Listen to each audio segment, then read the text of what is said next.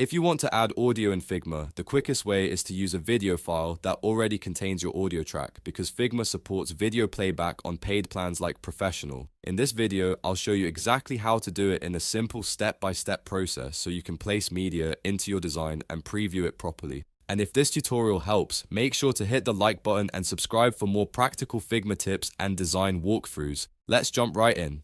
First, open your Figma file and go to the design you want to work on. Make sure you're inside the correct frame because that's where you'll place the media. If you have an MP4 file with audio, this is the file you want to use since Figma handles video files rather than separate audio-only files.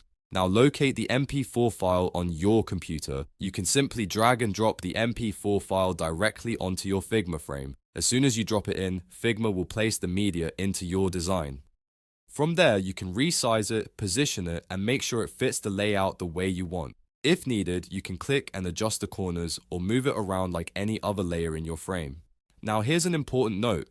Video playback in Figma requires a paid Figma plan, such as Professional. So if you're using a free plan, you may be able to place the file, but playback features may be limited. If you want the audio to actually play during preview, make sure your account has access to the appropriate plan. Once your MP4 is added, you can use it as part of your prototype or presentation depending on how you're building your design. This is especially useful when you want to show motion, voice, or any media that includes sound inside a mockup or interactive workflow. If the file doesn't appear the way you expect, double check that it is actually an MP4 video file and not just a standalone audio format. Figma needs the visual container of a video file to handle playback.